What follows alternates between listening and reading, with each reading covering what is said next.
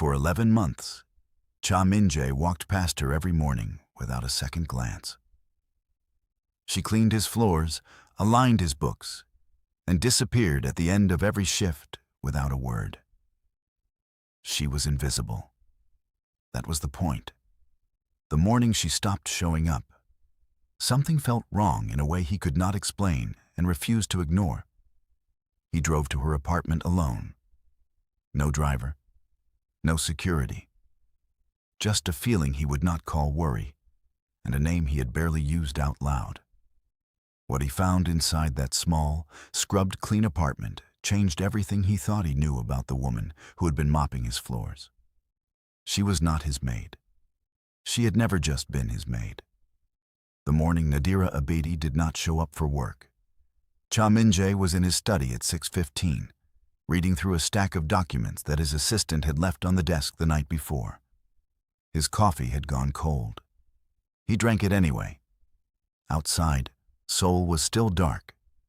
The sky that deep, flat gray that comes just before the sun decides to try again. His house was quiet. The marble floors in the hallway caught the light from the lamp above the entrance, clean and bright. The way they always looked after Nadira had been through. The curtains in the main room had been pulled back at exactly the right angle. The kitchen smelled faintly of the lavender cleaning spray she used on Tuesday mornings. Everything was in order. Minjae closed the last document in the stack, placed it in the outbox on the right side of the desk, and stood up. He stretched his neck once, left and right, picked up his jacket from the back of the chair, and walked to the entrance. His keys were on the side table. His car was in the basement. He had a meeting at 8:30 and traffic in Gangnam would already be building. He was out of the house before 7:50. He did not notice that Nadira had not arrived. The meeting stretched until noon. Then there was a second one that nobody had planned. The kind that happens when someone in a room says something they should not have said, and the next 3 hours become a very careful exercise in damage control. Minjae handled it the way he handled everything. Quietly, without raising his voice, with a particular kind of patience that was more frightening than anger. By the time he was driving back to the house, the city had gone dark again, and it was past 9 in the evening. His cook, Bak Giho, had left a covered plate in the kitchen with a note stuck to the lid.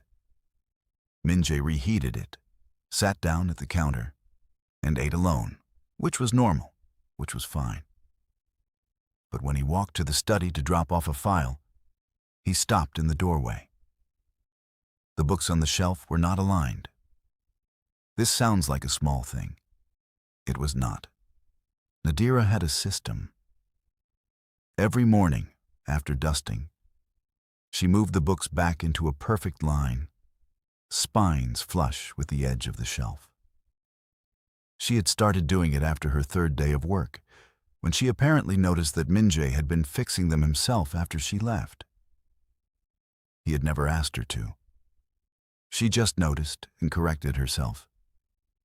He had not thought about it once in 11 months. But standing in the doorway now, looking at the shelf, he noticed. He also noticed the thin line of dust near the corner of the floor. Almost nothing, a few millimeters. The kind of thing only a very particular person would see. She had not been in today.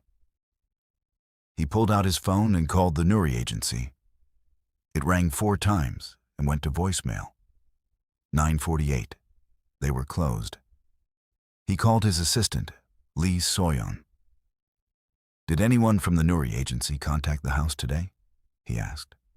"No," she said. "Is something wrong?" The maid did not come in. "I can arrange a replacement for tomorrow morning if you need one." "No," he said, and ended the call. He walked to the small cabinet near the entrance where Nadira kept her things during her shift. A spare pair of gloves, a pouch with cleaning supplies, a hair tie, all still there. She had not come, but she had not collected her things either. Minjae stood in the hallway for a long moment. Then he told himself it was nothing and went to bed. Right here, before this story goes any further, if you are new to this channel, hit that subscribe button now. Because this story is about to take a turn that nobody is ready for, and you do not want to miss it. He slept badly. Not because he was worried, he told himself. He never worried. He was Cha Minjae. He had built half his career on being the person other people worried about. He slept badly because there was a loose thread in his mind, and loose threads irritated him. He was up at 5:30. By 8, when the Nouri agency opened, he was already on the phone. The woman who answered confirmed it. Nadira had not called in. She had not requested a leave of absence. She had not sent any message. She had simply not shown up, and when the agency tried reaching her, the calls went unanswered. "We can send a replacement today," the woman said. "What is her home address?" Minjae asked. A pause. "Sir, we are not able to share personal staff information." "She has access to my home," he said. "If she is absent without explanation, I need to understand why." The supervisor never called back within the hour he gave them, so Minjae called his own people. Within 45 minutes, he had everything: her address, her registered number, her entry and exit records from his building's security system. Last recorded exit, 4:42 in the afternoon, 2 days ago. She had left on schedule. She had not come back the following morning. Minjae drove to Mapogu himself. No driver, no security. Just him and the specific feeling in his chest that he was not yet willing to call worry. The building was old. Clean, but old. The kind that had been standing for 2 decades and had never been renovated. He found her buzzer on the panel at the entrance. 309. He pressed it. No answer. He waited. Pressed again. Still nothing. A man came out carrying groceries. Minjae slipped inside before the door closed. He did not feel great about that, but he went up anyway. 3rd floor, apartment 309. He knocked. Nothing. He pressed his hand flat against the door. The metal was cool. No sound inside. No movement. No television. No footsteps. He knocked harder. "Nadira?" Silence. He stood there for a moment, hand on the door, and felt something he could not quite name. It sat somewhere between unease and urgency. Not quite worry. Not quite anger. Right in the middle, where things get uncomfortable. The building caretaker was in the lobby when Minjae came back down, an older man with a hearing aid that was clearly overdue for new batteries. He squinted when Minjae approached. "The woman in 309, Minjae said. "When did you last see her?" The old man thought about it, chewing his cheek. 2 days ago. Came back from work. Had a bag. Said hello. She always says hello." He tilted his head. "You a friend of hers?" Minjae looked at him for a second. "Something like that." He went back to his car, sat there, thought. 11 months, no absences, no complaints, no noise. She showed up, did her job better than anyone he had ever employed, and left without a word every single time. Efficient, quiet, invisible. Too invisible. He dialed his operative, Taejin. "Run a full background on Nadira Abedi," he said. "Everything." Taejin called back in under an hour. "Clean on the surface," he said. "Nigerian national. Valid work visa. No criminal history, not here, not internationally. She came in on a student visa 3 years ago, transferred to a work visa 18 months back. Before the Nouri agency, she worked at a restaurant in Itaewon. Before that, private domestic work in Gangnam." "Which household?" Minjae asked. A pause. Short, but Taejun's pauses were always meaningful. "Han Jung-woo." The name landed like a stone in still water. "Han Jung-woo." The man who shook Minjae's hand at every meeting and smiled with all his teeth. The man who had been quietly feeding information to a rival group out of Incheon for 2 years. Routes, contacts, delivery schedules. Minjae had been watching him for months, building evidence, waiting for the right moment. Han Jung-woo had employed Nadira before she came to work for him. How long? He asked. 7 months. 7 months with Han Jung-woo, then the agency, then Minjae's house. He put the phone down without saying goodbye. He sat in the car and looked at the building in front of him. Then he got back out. He was not going to knock this time. One of the few useful skills he had picked up in his 20s, in a period of his life he did not discuss at dinner, was how to open a lock without a key. He did it now, quickly, without damaging the door. He stepped inside and closed it behind him. The apartment was small. A single room, a kitchenette along one wall, a bathroom behind, a door on the left, a window facing the street, a narrow bed against the far wall. And it was immaculate, not clean, immaculate. The kind of clean that goes past tidiness into something deliberate. Every surface wiped, every corner clear. No cup on the drying rack, no food in the small bin by the sink. The bed made so tightly you could bounce a coin off it. Minjae stood in the middle of the room and turned slowly. It was too neat. Not the neat of a woman who liked things tidy. The neat of a woman who had cleaned in a hurry. The neat of someone making sure that whatever was here, nobody could find it in a rush. He was looking at a room that had been scrubbed of evidence. He started with the obvious places. Kitchen drawers, the shelf above the bed, under the mattress. Nothing. Then he slowed down. He thought about what he knew of Nadira. She noticed things. She was precise. She corrected her own errors without being asked. She planned. A woman like that did not hide things in obvious places. He looked at the room again. Slower this time. The bed frame had 4 legs. 3 of them sat flat on the floor. The 4th, the one nearest the window, had a tiny gap beneath it, created by a rolled square of rubber placed there deliberately to raise that corner just barely. He moved the bed. Carefully. Just enough. There was a loose tile in the floor. No, not loose.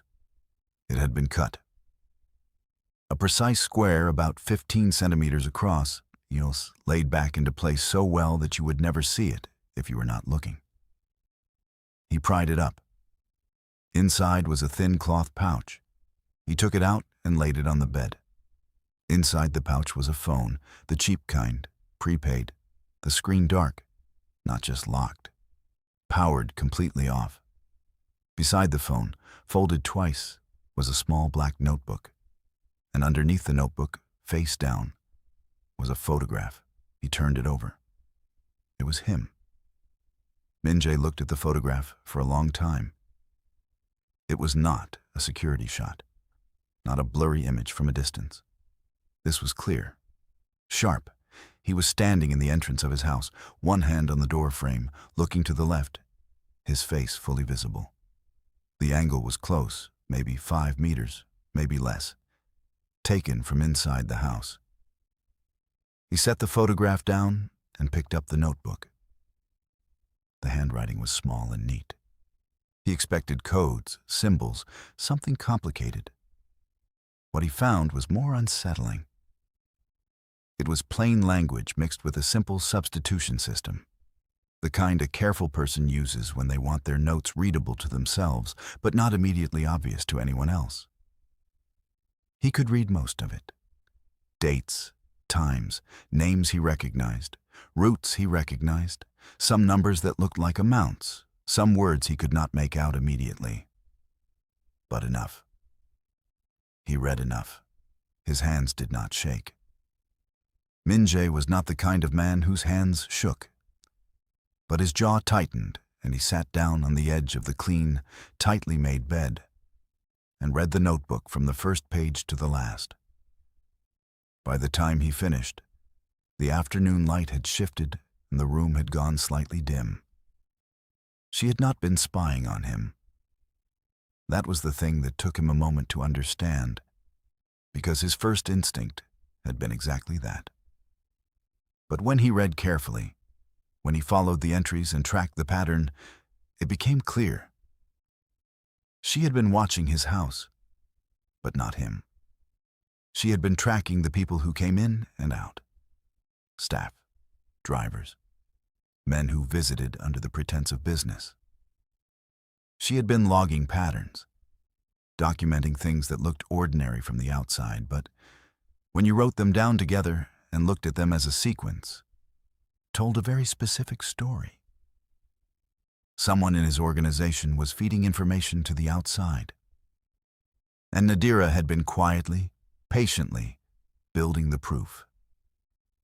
He sat on the edge of her bed in her scrubbed clean apartment in a city that feared his name and felt something he had not felt in a very long time.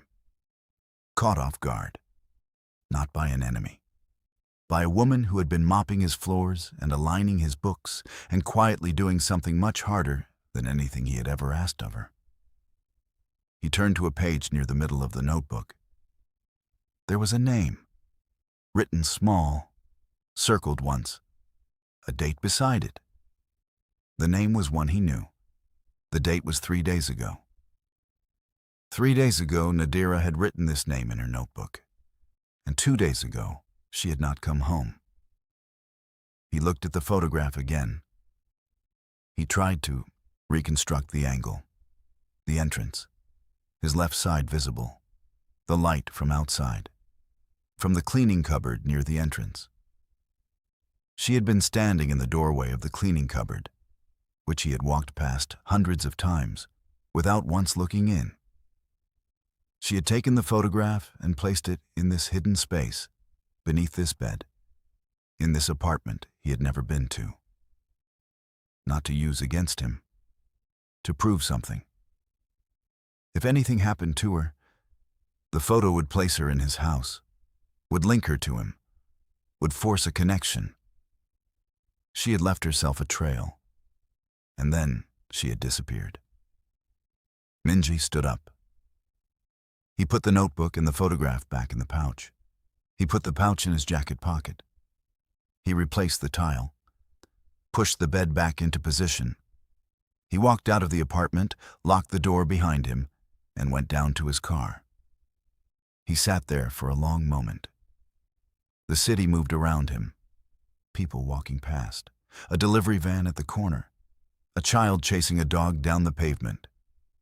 He had come here thinking she was a spy. He was leaving knowing she was not. But she was gone. And somewhere in his own house, in his own organization, the name she had written down 3 days ago belonged to someone who was still walking around free. Minjae started the car. He was not angry. He was something quieter and more precise than angry. He was decided. And for the first time in a very long time, the person he was chasing was someone he needed to find alive. He called Taijun from the car. "I need everything on Han Jung-woo's movements in the last 72 hours, he said. "And a list of every person who accessed my secondary office in the last 2 weeks." "Is this about the maid?" Taijun asked. Minjae was quiet for a second. "Why would you ask that?" "Because you drove to her apartment alone, and now you're asking about Han Jung-woo." Minjae did not answer. He was quiet long enough that Taijun understood not to push. "I will have it within the hour," Taijun said. Minjae drove along the Han River, the way he sometimes did when he needed to think clearly, and the inside of a building felt too small for his thoughts. He ran the timeline in his head. Nadira had worked for Han Jung-woo for 7 months, then moved to the Nuri agency. Then, 4 months later, placed in his house. The placement was routine. The agency handled domestic staffing for dozens of high-profile households in the city. He had requested a replacement after the previous maid retired. The Nouri agency sent Nadira. He had not thought twice about it. Now he was thinking about everything. Had she engineered the placement? It was possible. If she had spent 7 months inside Han Jung-woo's household, she had seen things, heard things. And if what she heard pointed toward Minjae's organization, she might have decided that the most effective way to collect more evidence was to be inside both. But that brought the next question. Who was she working for? Not Han Jung-woo. The notebook made that clear. She had been documenting activity that pointed towards someone inside Minjae's circle who was feeding information outward. She was not helping the leak. She was recording it, not the police either. If she were a police asset, the evidence in that notebook would have been transmitted somewhere.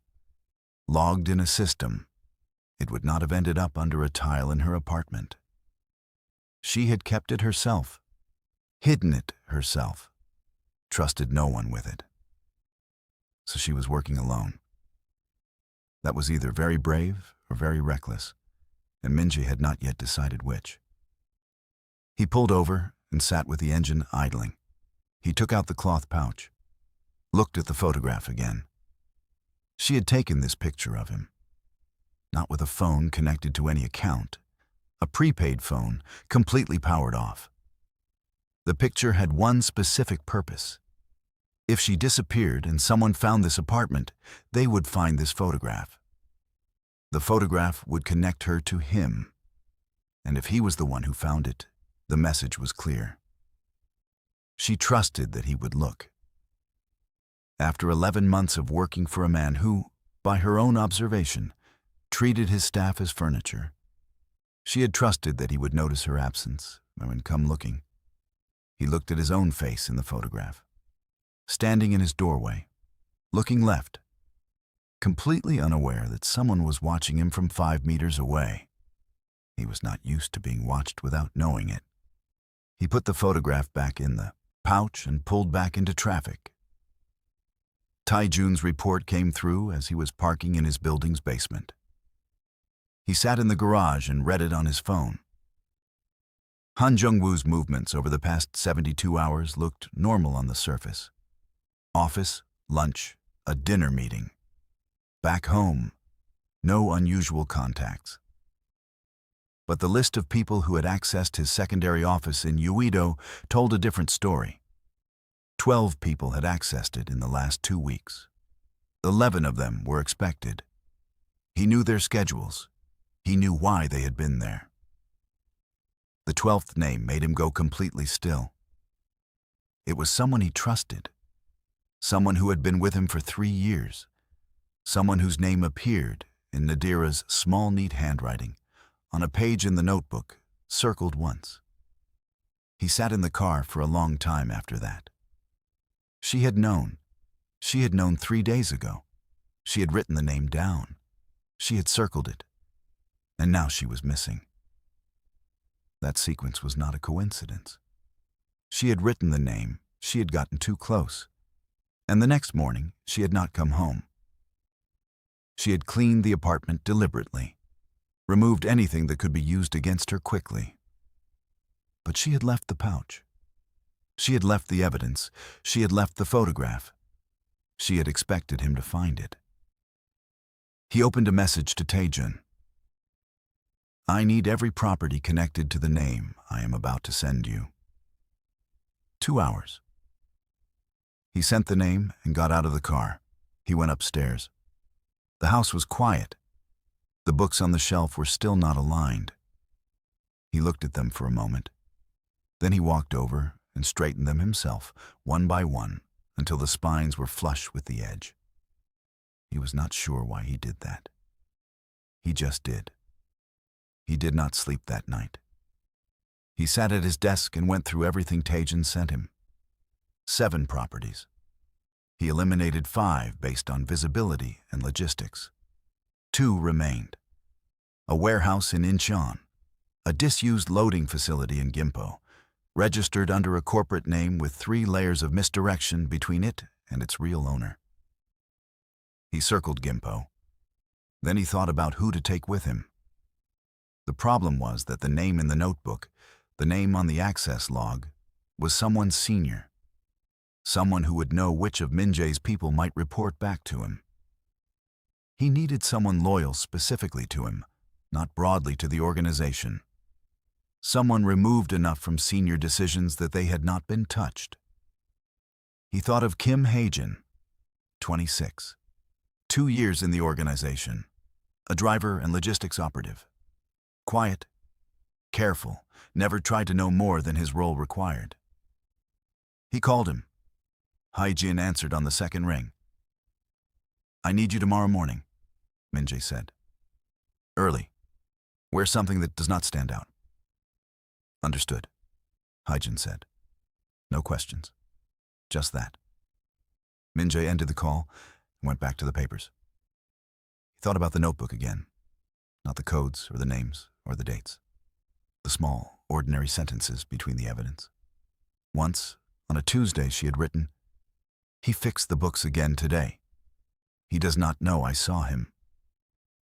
Nothing else on that page. Just that sentence and the date. Comment below right now and tell me, did you think Nadira was working against him? Because this story is about to completely change direction. Drop your thoughts in the comments. By the time Hae-jin arrived at 5:58 in the morning, Minjae had been awake for over 24 hours. He had, in that time, read the notebook 4 more times, each pass unlocking more of Nadira's substitution system, each pass revealing a detail he had missed before. She had been very careful and very smart. And at a certain point in the reading, careful and smart had started to feel like something else entirely, something he did not have a ready word for, and he had put the notebook down and stared at the ceiling for a while before picking it back up again. Hae-jin knocked at exactly 5:58. Minjae opened the door himself. Hae-jin was wearing a plain gray jacket and dark trousers. No tie, no logo. He looked like any young man in the city, which was exactly right. "You look tired," Hae-jin said, before he could stop himself. Then he looked immediately like he regretted it. "I am," Minjae said. "Come in." That surprised Hae-jin enough that he actually paused in the doorway. He came inside and stood in the entrance, hands in his pockets. Carefully not touching anything, Minjae spread the papers on the table near the entrance. Hae-jin's eyes moved quickly over the locations, the names, the circled items.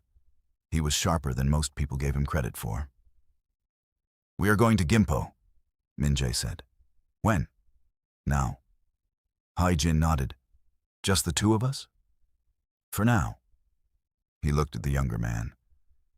"The reason it is just the 2 of us is because I cannot tell you who else to trust right now. So I am trusting you." Hae-jin met his eyes. "Then I will not give you a reason to regret it." Minjae folded the papers, picked up his jacket, and walked to the door. As they moved through the city, the sky shifting from black to a deep, low blue, Minjae sat in the passenger seat and thought about a woman he had barely spoken to in 11 months. He thought about her coming in during the rainstorm in February, shoes still wet, no complaint. He thought about the sentence in the notebook. "He does not know I saw him." He thought about a hidden tile in an apartment floor and a photograph placed face down, and the particular kind of intelligence it takes to leave a trail for a man you barely know but have decided somehow to trust. She had trusted him before he deserved it. He was going to make sure that was not a mistake. The Gimpo facility sat at the end of a road that had not been properly maintained in years. Potholes every few meters, weeds growing through the concrete at the edges. The kind of road that discourages people from driving down it without a specific reason. Minjae had a specific reason. Hae-jin cut the engine 200 meters from the building, and they sat in the dark car, watching. The facility was a long, low structure. Corrugated metal walls, a flat roof with one section that had partially buckled from weather and neglect. 2 windows on the visible side, both covered from the inside. A single door on the far left, and 1 vehicle parked near the entrance. A gray cargo van, engine cold, but tires that still had pressure. It had been there recently. "One way in from the front," Hae-jin said quietly. "There will be a loading dock at the back," Minjae said. "Buildings like this always have one." "Do we split?" Minjae thought about it, then said no. "We stay together. I need eyes on everything at once." They moved on foot along the fence line, keeping low, staying in the shadow of the tree line that ran along the left side of the property. The ground was soft from rain 2 nights ago, and their footsteps were quiet. Minjae had not moved like this in years. His body remembered before his mind caught up. The loading dock was exactly where he expected it. A wide rolling door, pulled down and padlocked.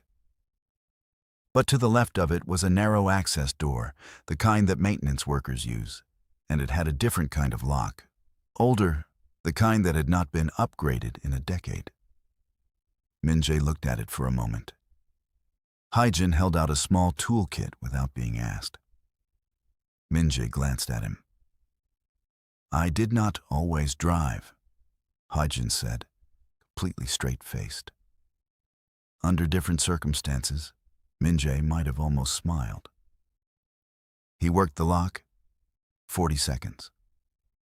The door opened inward. Inside was dark and smelled of damp concrete and rust and something chemical underneath, the kind of smell that gets into old industrial spaces and never fully leaves. The space was large, mostly empty. Old shelving units along the right wall. A forklift parked in the far corner, 1 tire flat. And at the far end, past the shelving, a section that had been partitioned off with plywood panels. A faint light came from a gap at the bottom of the partition. Minjae crossed the floor in a straight line. Hae-jin stayed 3 steps behind and to the right. There was a voice on the other side of the partition. Low, male, speaking into a phone. Minjae stopped and listened. "She has not talked," the voice said. "She is not going to. She does not have enough to connect the full route anyway." A pause. "That is what I am telling you. The notebook is gone. She cleaned the apartment before we got there." Another pause. Longer. "Then I will deal with it before Thursday. Stop calling me." The call ended. Minjae heard the sound of a chair shifting. Footsteps moving away from the partition. He did not wait. He pushed through the gap in the partition and stepped into the light. The man on the other side had just enough time to turn around. Park Do-hwan, 39 years old, 3 years as Minjae's senior logistics coordinator. The man who knew every route, every schedule, every contact name in the organization's supply chain. The man Nadira had circled in her notebook 3 days ago. Park Do-hwan, who looked at Minjae now with an expression that moved very quickly through surprise and landed, with nowhere else to go, on something flat and resigned. "Boss," he said. "Sit down," Minjae said. The room was small. A folding table, 2 chairs, a portable lamp on the table, and in the far corner, on the floor, a woman sitting with her back against the wall, wrists tied in front of her, a bruise along her left cheekbone and her hair loose around her face. Her eyes were open. She looked at Minjae. She did not look surprised. She looked, if anything, like a person who had been waiting for a bus that was running late, but had always known it would arrive. Minjae registered all of this in about 3 seconds. He held Park Do-hwan's eye for 1 more second, then looked at Hae-jin. "Him," he said. Haejin moved forward and took Park Do-hwan by the arm and pulled him into the far corner. Park Do-hwan did not resist. He had the look of a man doing a very fast and very private calculation and realizing the numbers were not working out. Minjae crossed the room to Nadira. He crouched in front of her. She was watching him with dark, steady eyes. The bruise on her cheek was fresh, maybe a day old. There was a cut on her lower lip, also recent. She was wearing the same clothes she had worn to work 2 days ago, the pale gray top and dark trousers she always had on when she arrived. And they were dusty from the floor, but not torn. He looked at the rope on her wrists. It was thick, wound several times, tied with a knot that was technically competent, but not elegant. "Can you walk?" he asked. "Yes," she said. Her voice was steady. That somehow was the thing that got to him more than anything else he had seen in the last 30 hours. He untied the rope. It took a moment. The knot was tight, and he worked it carefully rather than pulling. When the rope fell away, she rubbed her wrists with the opposite hands, one and then the other, methodically, like she was following a procedure. She stood up. Her legs held her. She was slightly unsteady for 1 second. Then she found her balance and stood straight. "You found the notebook," she said. "I found the notebook," he said. A pause. She looked at him. He looked at her. "You took longer than I expected," she said. He stared at her. "I set the photograph in a very obvious position," she said, with a tone that was not quite criticism, but was also not quite not criticism. "It was face down," he said, "which means it was the first thing you would flip over. I also had to find the tile." "The bed leg," she said. "The raised corner. I found the bed leg." "After how long?" "Nadira." "Yes?" "We are leaving now." She nodded once and walked toward the gap in the partition.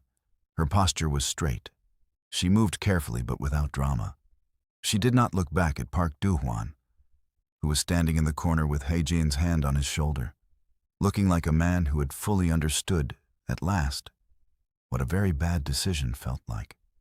They were in the car before Minjae spoke again. Haejin was in the driver's seat. Nadira was in the back. Minjae was in the passenger seat, turned slightly so he could see both of them. "How long have you known?" he asked her. She considered the question, not because she did not know the answer, but the way she always seemed to consider things, checking it from 2 or 3 angles before responding. 7 months into working for Han Young-woo, she said. "I was cleaning the study. He left a document on the desk. It listed 3 delivery routes, each one with a note beside it about where information had come from. One of the notes had your name on it, but only as a reference. The document was about his contact inside your organization." "You memorized it," Minjae said. "I read it," she said. "I remembered it." "Then you moved to the Nuri agency. I needed a closer position. I needed to see the inside of your operation from a different angle. Not Han Jung-woo's angle, yours." Minjae looked at her for a long moment. "You engineered the placement."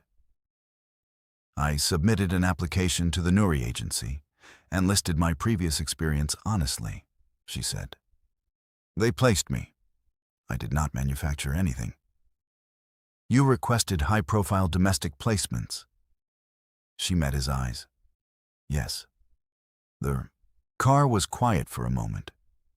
Outside, the city was moving into morning, traffic building on the bridge ahead. "You could have gone to the police," Minjae said. "With what?" she said. "A document I saw on someone's desk.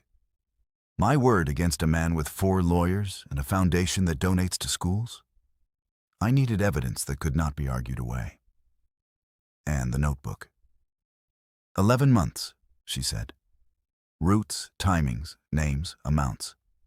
Cross-referenced. Everything I could gather without leaving the house. You left the house every day, Minjae said.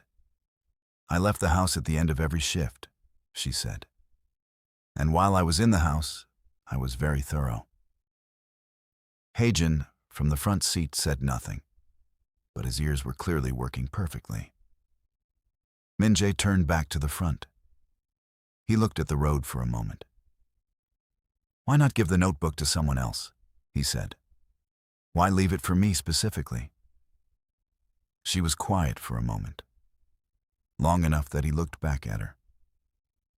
Because the leak was in your organization, she said. You were the one who needed to know. And because I had been watching you for 11 months. She said it simply, without apology, the way she said most things. You are difficult. You are private. You do not trust easily. But when you find something wrong, you fix it. I watched you fix small things every day. Things nobody asked you to fix. The books, the broken latch on the pantry door, the loose tile in the entrance that you repaired yourself instead of calling someone. Minjae was very still. You are someone who notices when things are not right, she said, and then you do something about it. So I trusted that if I left enough, you would notice. Stop right there. I need you to comment something right now. Did Nadira just absolutely outsmart everyone in this entire story? Because she planned this from day one. Drop a comment and let us keep going. He did not respond to what she said. He turned back to the front and watched the road and said nothing for the rest of the drive back into the city.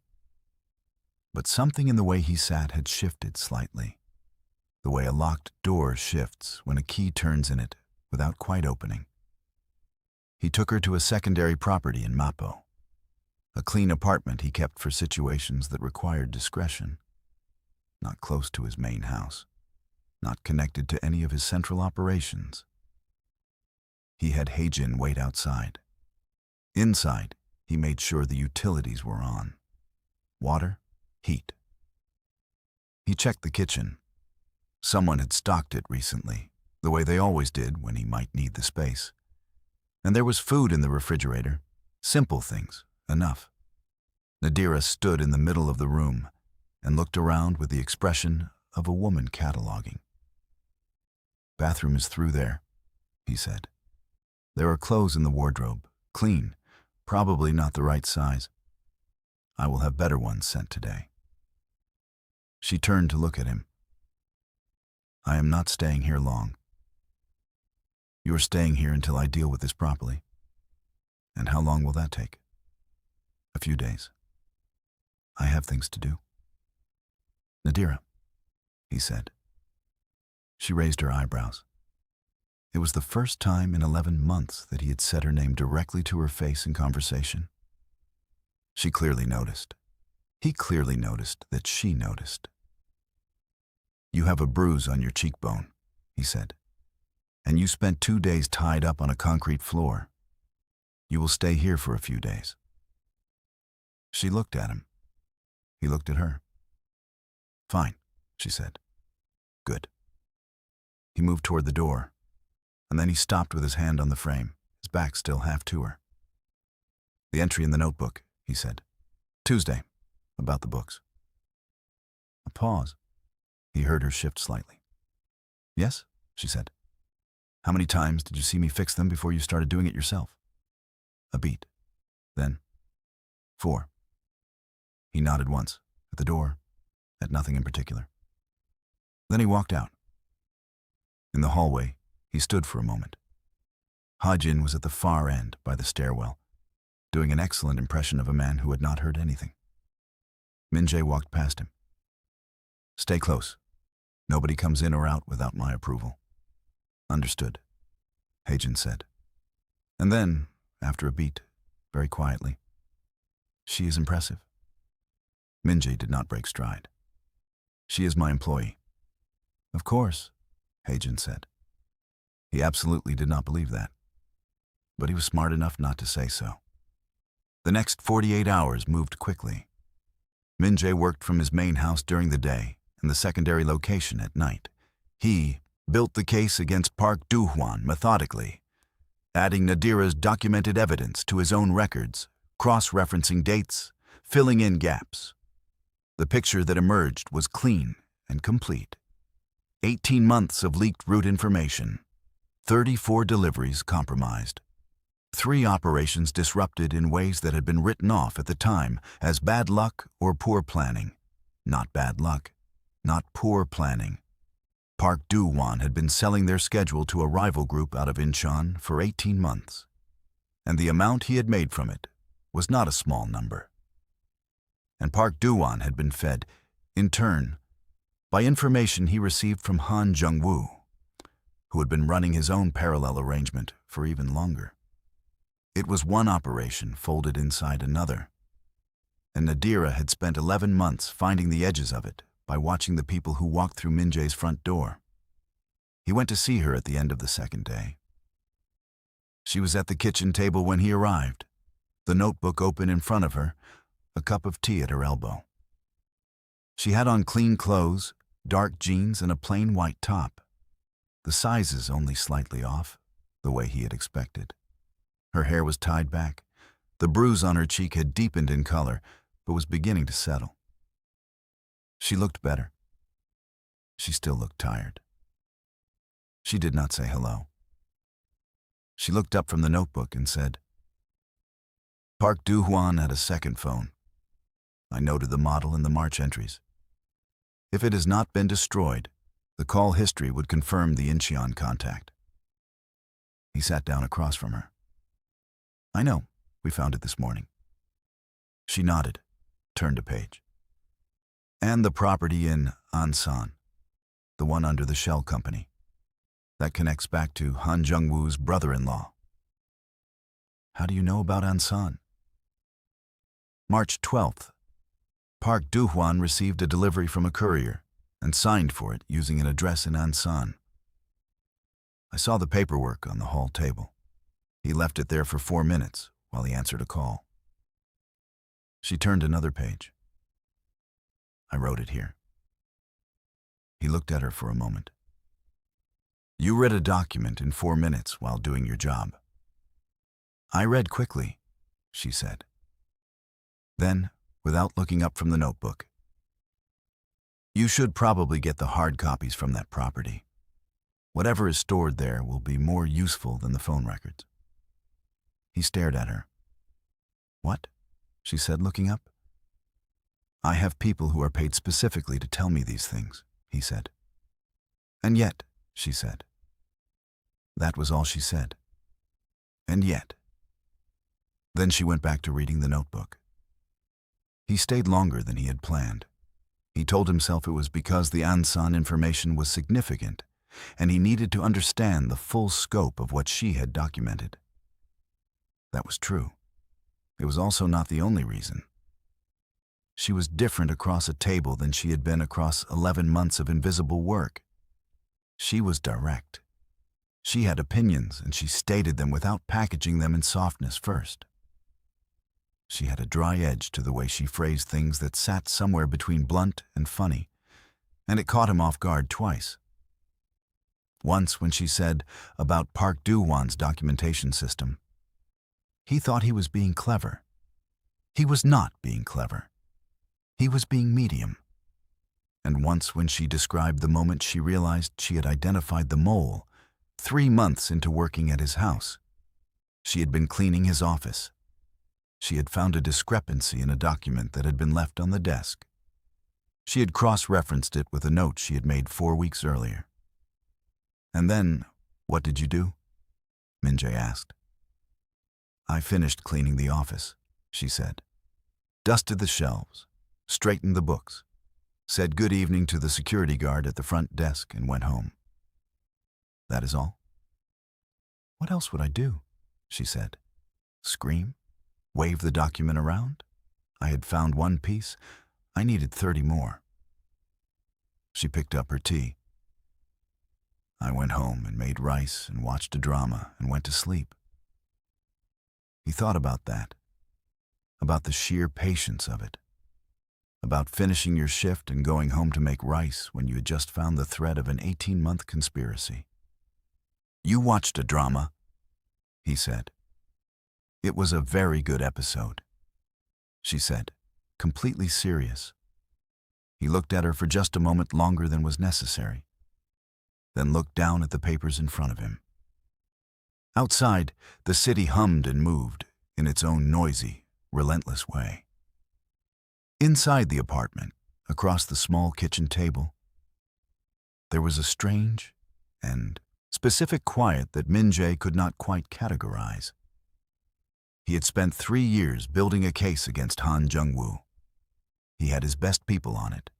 He had resources, leverage, contacts, and more patience than most people gave him credit for.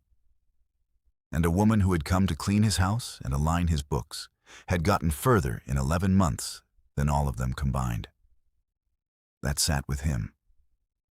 He stood up to leave.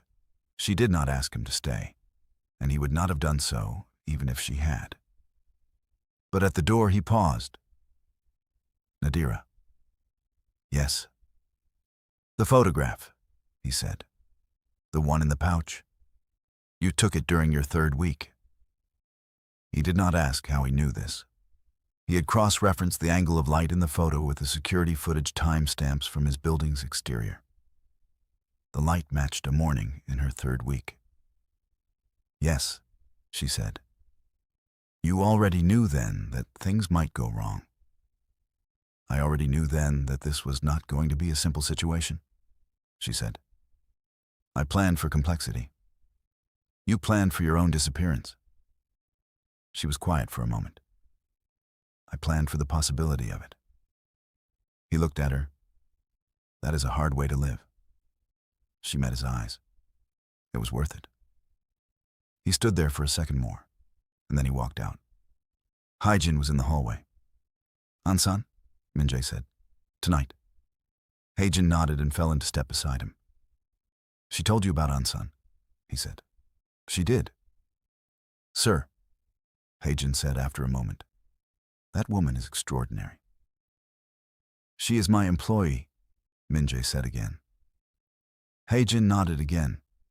He was very disciplined about keeping his face calm. He was slightly less disciplined about what his eyes did, but Minjae had already turned away. The An-san property yielded more than either of them expected. Hard copies. Printed ledgers, physical, no digital trail. Lists of transactions, route schedules, contact names, amounts. A full paper record of everything Park Do-hwan had been selling for 18 months, and alongside it, 3 separate documents that placed Han Jung-woo at the center of the operation. Not just as a participant, but as the person who had initiated it. 3 years of Minjae building his case from the outside in. And there it was, in a filing cabinet in a property in Ansan. Because a woman who cleaned his house had read a courier's paperwork in 4 minutes. He photographed everything. Haejin bagged the originals. They were back in Seoul by midnight. Minjae sat in his study at 1 in the morning with the full case spread in front of him, physical and digital, and understood for the first time that it was complete. Not almost complete. Not needing more time. Complete. He had enough. More than enough. By Thursday, both Han Jung-woo and Park Do-hwan had been dealt with. Not with noise, not with drama. Quietly, precisely, in the way Minjae handled things that needed handling. The right people were informed. The right doors were closed. The 2 men, for different reasons and through different channels, were no longer a problem. The organization had a gap where Park Do-hwan had been, and Minjae spent the rest of the week managing that, rebuilding trust with the people around him who had not known, making sure that the instability Park Do-hwan had created over 18 months did not become a longer crisis. He was busy. He was always busy. That was normal. But on Friday evening, after the last call of the day, when he stood up from his desk and walked to the bookshelf and looked at the neatly aligned spines, he thought about the apartment in Mapo and the woman who had been living there for 4 days. He picked up his phone. "Is she still there?" he asked Hae-jin. "Yes," Hae-jin said. "She asked this morning if she could go back to her apartment. I said I needed to check with you." Minjae was quiet. "She also," Hae-jin said carefully, "asked me to tell you that she found a very good drama and wanted you to know it was. And I am reading her exact message here. Not as good as the one I watched the night I found the document, but still above average."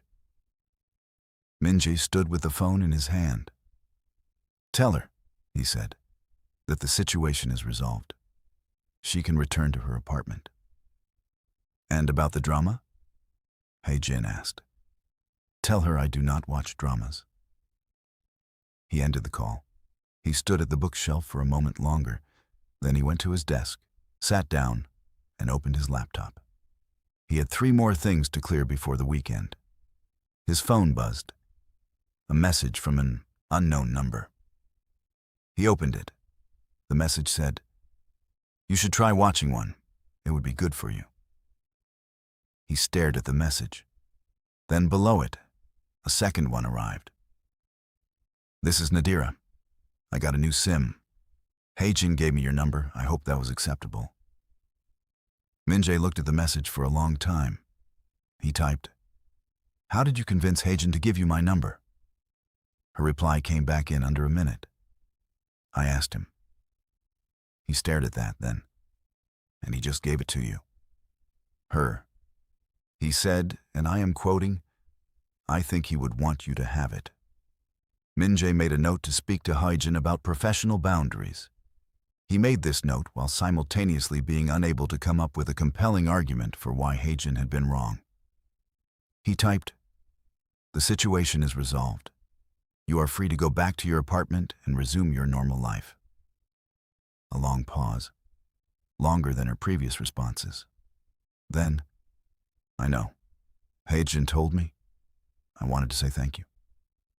He looked at that, typed back, "You did most of the work." Another pause, then, "I know that too. But you came." He read that twice. Then he set the phone face down on the desk and looked at the ceiling for a moment. Then he picked it back up, typed, "Get some sleep."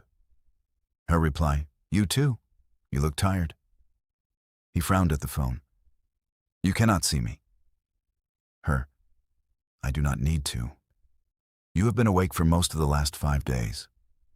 He typed, "How do you know that?" Her, "Because I know how you work. Good night, Cha Minjae." He sat with the phone in his hand and looked at that last message. The name. She had used his full name the way you say the name of someone you know, not a title, not a formality, just a name. He set the phone down, got up, walked to the window, looked at the city. He had spent 11 months barely registering the person in his house, and now he was standing at his window thinking about a text message. He went back to his desk. He cleared the 3 remaining items. He did it in 40 minutes, which was faster than usual. Then he sat back in his chair, and without quite deciding to, he opened a streaming service on his laptop. He looked at the main page for a moment. Then he typed in the search bar. He was not going to watch a drama. He was absolutely not going to watch a drama. He found one that had 3 seasons and extremely high ratings and started the first episode. He watched 4 episodes before he noticed the time. The following Monday, Minjae's house was quiet in the way it had been quiet for the past week. The curtains in the main room were at the wrong angle. The kitchen smelled like nothing in particular. The books on the shelf were where he had left them, which was fine, which was normal. He stood in the entrance at 6:40 in the morning and looked at the hallway and told himself, firmly, that the absence of a person who had worked for him was not something that should register this strongly. He went to his study. He had work. He always had work. By 9, he had made 4 calls, reviewed a contract, and revised a set of operational changes designed to fill the gap Park Do-won had left. The organization was stabilizing. The Incheon group, without their inside information, had gone quiet. The disruptions of the past 18 months were already beginning to reverse. Everything was, by any reasonable measure, better than it had been a week ago. He called Hae-jin at 9:15. "How is she?" he asked. A pause. "I am not her assigned contact anymore, sir. She went back to her apartment on Friday." "I know that. How is she?" Another pause. "I spoke to her Saturday morning. She's fine. She went to the market. She bought groceries. She said her apartment needed proper cleaning because she had cleaned it too fast the first time and missed a corner behind the bathroom door." Minjae sat with that for a moment. The image of Nadira, free and home, and genuinely bothered by a missed corner behind a bathroom door, was extremely specific and for some reason made something in his chest loosen slightly. "Good," he said. "That is good." "She also," Hae-jin said, with the careful tone of a man who knew he was stepping close to a line, "asked how you were." Minjae looked at the papers on his desk. "She asked how I was. She said, 'Tell him to eat something that is not from a report and sleep more than 4 hours.'" Silence. "She is very direct," Hae-jin offered. "Yes," Minjae said. "She is." He ended the call. He looked at the papers for a long moment. Then he opened the message thread on his phone, the one with the unknown number that now had a name above it that he had typed in himself on Friday night, after the 4th episode of a drama he was absolutely not emotionally invested in. He typed, "The corner behind the bathroom door." Her reply took 3 minutes. "How do you know about that?" Him. "Hae-jin." Her. "I need to stop telling Hae-jin things." Him. "He is very easy to talk to." Her. "He is. It is a problem." A pause. Then she sent, "Did you sleep?" He typed, "Yes." Her. "More than 4 hours?" He looked at the ceiling, typed, 5. Her. "That is not enough." Him. "I am fine." Her. "You said that last week also." Him. "And I was right." A longer pause this time. Then, "You were right. Thank you for that." He read that, understood what she meant, typed, "You would have figured something out." Her reply came back quickly, "Maybe, but it would have taken longer, and the floor was very cold."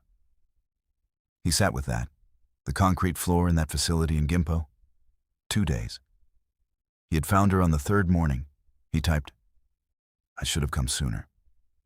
Her. "You came when you came. It was enough."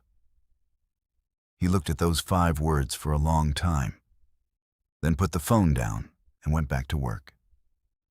But he kept picking it back up. He did not plan to go to her apartment. That was not something he had planned.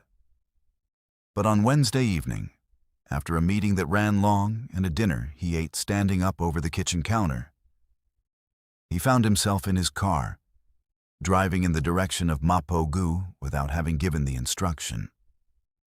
He sat at a red light and noticed where he was headed and had a brief, rational conversation with himself about it.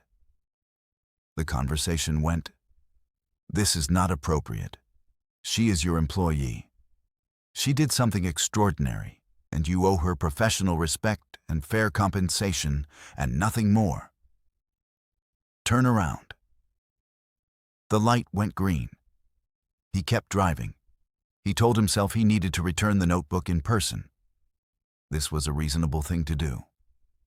The notebook was evidence she had collected over 11 months, and it belonged to her. And he had been carrying it in his jacket pocket for 8 days, and it was time to return it. This was technically true. He buzzed from the panel at the entrance.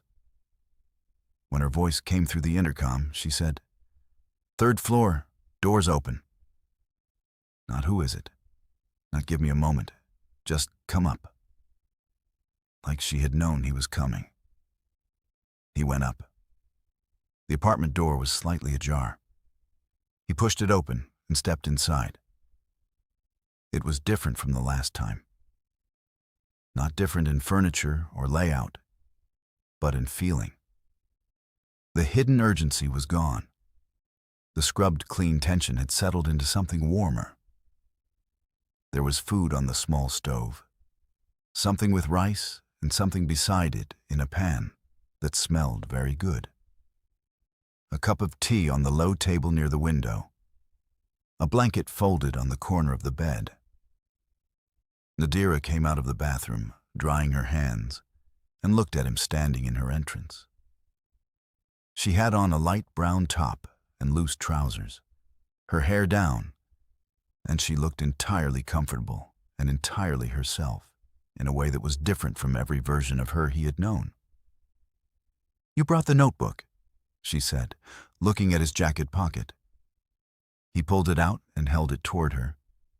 She took it, turned it over in her hands once, set it on the shelf above the small desk. "Sit down," she said. He looked around. There was one chair at the desk, and the bed, and the low table by the window with a flat cushion beside it. He sat at the desk chair. She sat on the cushion by the window. Outside, Mappo was doing its evening thing, the kind of neighborhood noise that had texture without being loud. "You ate?" she asked. "Yes," he said. She looked at him. "When?"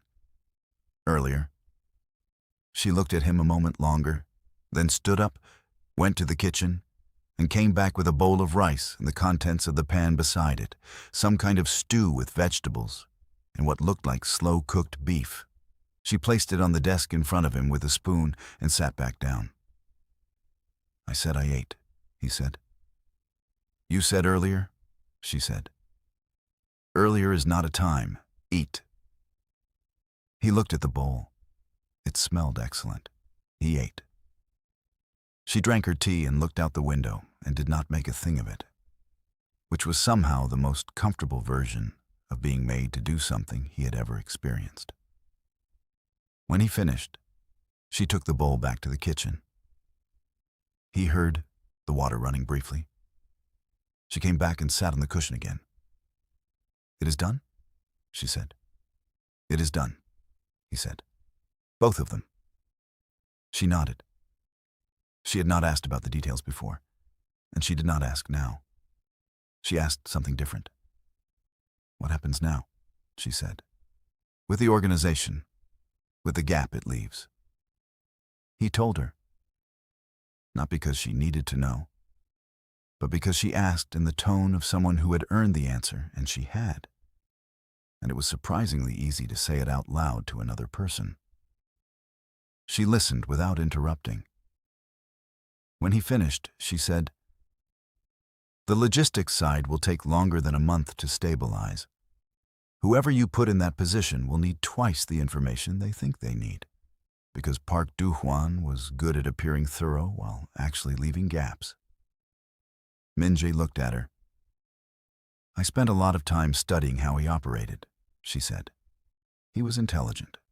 He was also lazy in specific ways. He outsourced the things he did not want to think about and kept only the high-visibility decisions for himself. The person who replaces him needs to be someone who actually wants the detail work." He was quiet for a moment. "Do you want a job?" he said. She stared at him. "Not cleaning," he said. She continued staring. "I am being serious," he said. "I know you are," she said. "That is why I am still staring. You spent 11 months studying my operation from the inside. You identified a leak that my senior people missed for over a year. You documented it, cross-referenced it, and built a case that I was able to close in under a week. That is not a cleaning job. That is analysis work." She looked at him for a long moment. "You want to hire me to do what I was already doing, and pay you correctly for it this time," he said. She was quiet. The evening light came in through the window and sat on the side of her face. and she looked, for just a moment, like someone who had been carrying something very heavy for a very long time and had just set it down. "I will think about it," she said. "Fair," he said. Outside, a child somewhere in the building was running down the hallway, and someone was telling them to slow down. A phone rang in the apartment above. The city carried on. "The drama," he said. She looked at him. "What about it?" "I watched 4 episodes. A beat. Then she smiled. It was small and it went sideways slightly, and it was the first time in 11 months he had seen it, because she had never smiled at him before, not directly, not like this. "Which one?" she asked. "The one you recommended," he said. "You did not name it, but I found it." "How?" "Highest rated, 3 seasons. Released the same week you sent the message." She shook her head slightly, still smiling. "You researched a drama." "I needed the right information before I could proceed." "That is how you approach everything, is it not?" she said. "Is that a problem?" "No," she said, and the smile settled into something quieter. "It is actually one of the things It is fine." "No, it is fine." He looked at her. She had stopped herself mid-sentence, which was something she almost never did. She was looking at the window. "One of the things you what?" he said. She pressed her lips together. "One of the things I noticed over 11 months. "What else did you notice?" he said. She looked at him then. Really looked. The kind of looking that covers ground. "A lot," she said. "I noticed a lot." The quiet between them was different from before. Not empty, not uncomfortable. The kind of quiet that has weight and temperature, that sits between 2 people like a third presence in the room. Minjae had built his entire adult life on being the most composed person in every room. He was composed now. But underneath it, something was doing something it was not usually doing, a kind of low, persistent warmth that he could not locate precisely and was not sure what to do with. "I should go," he said. "You should sleep," she said. "Both," he said. He stood up. She stayed on the cushion, looking up at him with the calm, direct gaze he had been seeing for 11 months from across rooms and through doorways, and was now seeing from 2 meters away. And it was considerably more effect than he had bargained for. "Thank you," he said, "for what you did. All of it." She nodded, then said, "You already thanked me." "I know. I am saying it again." She looked at him. "You are allowed." He walked to the door, opened it, stood in the doorway for a moment the way he had stood in his own doorway in the photograph she had taken, except this time he was aware of it. "Think about the job," he said. "I said I would." "Think quickly," he said. "I have a gap that needs filling." "Cha Minjae," she said. He looked at her. "Go home," she said. "Sleep. Watch episode 5. It is the best one." He stood there for 1 more second. Then he walked out and pulled the door softly behind him. In the hallway he stopped, pressed one hand briefly against the closed door, then straightened up, put his hands in his pockets, and walked toward the stairwell. He watched episode 5 that night. She was right. It was the best one. She called the next morning at 8:47. He picked up on the second ring, which he immediately recognized as faster than was probably dignified. He did not care. "I have a condition," she said. "Good morning," he said. "Good morning. I have a condition." "Tell me." "The notebook," she said. "The information in it. What I documented and how I documented it. I want to continue doing that work, not just inside your operation, properly, with a structured scope. I want to know what I am looking at, I want access to the information I need, and I want to be able to say when something does not look right without having to hide a phone under a tile. Minjae sat back in his chair. You want formal access? I want to do this correctly, she said. Not from a cupboard, from a desk. Done, he said. A pause. Just like that? What did you expect? More negotiation, she said. You already did 11 months of unpaid negotiation, he said. This is the correction. Another pause. He could hear her thinking through it, the quiet sound of a precise mind checking angles. Fine, she said. When do I start? Monday, he said. Come to the Uedo office. I will have everything ready. Dress code, she said. Whatever you want, he said. That is a broad instruction for someone who color coordinates his bookshelves. He looked at the bookshelves.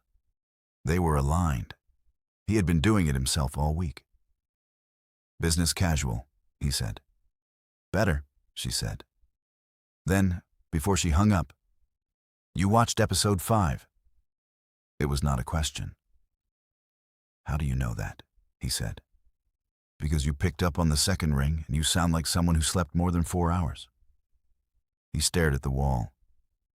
Nadira, he said. Yes? See you Monday. See you Monday, she said. Monday arrived the way Mondays do in Seoul, fast and gray and full of intent. Nadira arrived at the Uedo office at exactly the time Minjae had told her.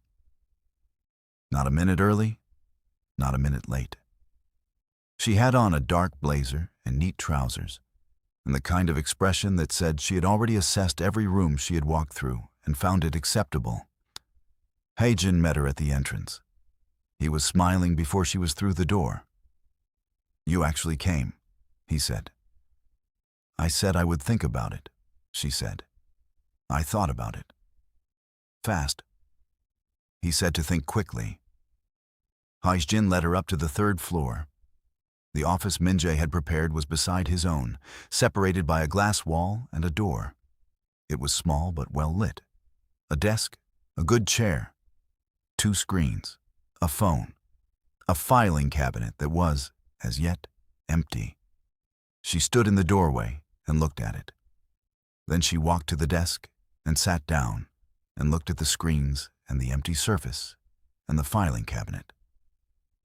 He cleared it himself, Hae-jin said, from the doorway. Yesterday afternoon, moved the files that were in here, reorganized the whole corner of this floor. She looked at the desk. He also, Hae-jin said carefully, asked the building manager to put a plant in here. There is a plant. He pointed. There was, in the corner, a small green plant in a plain pot. The kind of plant that does not need a lot of attention, but softens a room considerably. Nadira looked at the plant for a long moment. Then she said, He has terrible taste in plants, but the instinct was correct. Hae-jin laughed. It was a real laugh, the kind he clearly did not deploy very often in this building. Minjae appeared in the doorway of his own office. He looked at her at the desk. She looked at him from the desk. They were separated by the glass wall and about 4 meters of very ordinary office space. The filing cabinet is empty, she said. It is your filing cabinet, he said. Fill it however you want. I am going to need access to the operational logs for the last 2 years. I will have them sent over. And the contact ledger. Done. And I want to review the current staffing structure. Fine. And, she said, I am going to tell you when something looks wrong. That is the job, he said. Without having to wait for you to notice that the books are not aligned, she said. He looked at her. She looked at him. There was a beat that lasted about 1 second longer than it needed to. Without waiting, he said. She nodded. Then she turned to her screens and pressed the power button, and they came on clean and bright. She looked at the blank home screen and placed both hands on the desk and took a breath. Then she started working. Haejin slipped out of the office quietly and went back to his desk and sat there with the small, warm satisfaction of a person who has watched two very precise, very private people slowly figure something out. Minjae went back into his office and sat down and opened the first file of the day. Through the glass, from the corner of his eye, he could see Nadira at her desk, already reading something, her head slightly tilted, a pen appearing from somewhere and moving across a notepad. He looked at the file in front of him. He looked at the glass. He looked at the file again. He was Cha Minjae. He had built something out of discipline and patience and the specific ability to hold steady when everything around him was moving. He did not rush toward things. He did not chase feelings he could not name. He was controlled and careful and composed. He was also a man who had driven to Mapo-gu alone because a woman did not show up for work, and had spent 10 minutes trying to figure out how she had gotten so far under his defenses without him noticing. The answer, he had decided, in the quiet of the apartment in the days that followed, was that she had not gotten under anything. She had simply been there, consistently, precisely, present in a way that did not demand attention, but rewarded it when given. She had not tried to be noticed. She had just done her work, and he had noticed anyway. And that, he thought, was probably what it had always been about. He put the file down, opened the door between the offices. Nadira looked up. "Lunch," he said. 12:30. She looked at him. "Are you asking or telling?" A pause. "Asking." She looked back at her screen. "Yes," she said. Then, after a moment, "But not the place on the ground floor. The food there is average." He looked at her for a second. "I know a place," he said. "Is it good?" "I have been told my taste is acceptable," he said. She glanced up at him. "By who?" He looked toward the corner of her office, at the plant. She followed his gaze, looked at the plant, looked back at him. And the smile came again, the sideways one, small and real. 12:30, she said. "Fine." He went back to his office, sat down, picked up the file. Outside, Seoul was fully awake, running at the speed it always ran, loud and fast and without apology. Inside the office, separated by glass and 4 meters, and the particular quiet of 2 people who were learning to share space, Cha Minjae and Nadira Abedi worked through the morning. He looked through the glass twice more. Both times she was already looking up. He did not comment on this. She did not comment on this. They both went back to work. But the plant in the corner caught the light from the window and looked, for a cheap and slightly misshapen plant, surprisingly at home. There was one more thing. 3 weeks later, Minjae was at his desk at home in the evening when he opened the drawer on the left side and found a folded piece of paper that had not been there before. He did not recognize when it had been placed there. He could not account for the last time someone had accessed that drawer who was not him. He unfolded it. It was a small piece of notepaper. Plain, neat handwriting. It said, "The latch on the pantry door is loose again. Second shelf, right side. It has been catching for about a week." Nothing else. No signature. No date. He looked at it for a long moment. Then he folded it carefully and placed it back in the drawer. He got up, went to the kitchen, and opened the pantry. The latch on the second shelf, right side, caught when he pulled the door. He looked at it. Then he went to get the small toolkit from the cupboard under the sink. He fixed it himself. Took about 4 minutes. When he was done, he stood in the kitchen and thought about the fact that she had noticed it, written it down, and left it for him. She was not his maid anymore. She had not been in this house in weeks. But she had been here recently, for a dinner that had started as a business discussion and stretched into 3 hours of increasingly easy conversation. And she had noticed the latch, and she had written it down, and she had left it where he would find it, because she knew he would want to fix it himself. He stood in the kitchen for a moment longer. Then he went back to his study and typed a message. "The pantry latch is fixed." Her reply came in under 2 minutes. "I know, I heard it." He stared at that. Typed, "When?" Her. "Earlier, when you got up and went to the kitchen. The latch sounds different when it is closing properly." Him. "You are not here." Her. "I can tell from the message. You would not have sent it if you had not already checked." He sat with that, then typed, "You know how I think." Her. "I have had some time to study the subject." He looked at his phone, looked at the wall, looked at his phone again, typed, "Nadira." Her. "Yes?" Him. "Come to dinner on Friday. Not a meeting. Dinner." A pause, longer than her usual response time, long enough that he found himself looking at the screen and waiting in a way he had never waited for anything, which was interesting. Her message came. "Is this the part where you ask properly?" He almost laughed. He did not laugh because he was Cha Minjae, and he had a reputation to maintain even in a private message thread. But the corner of his mouth moved in a way that counted. He typed, "Please come to dinner on Friday. Not a meeting. I would like your company." Another pause. Shorter this time. Her. "Yes." One word. Plain, direct, the way she said most things. He put the phone down and sat back and looked at the ceiling of his study. The room was clean and ordered and quiet. The books on the shelf aligned perfectly, the lamp casting good light, the pantry latch in the kitchen fixed and holding. He was a man who noticed when things were not right, and did something about it.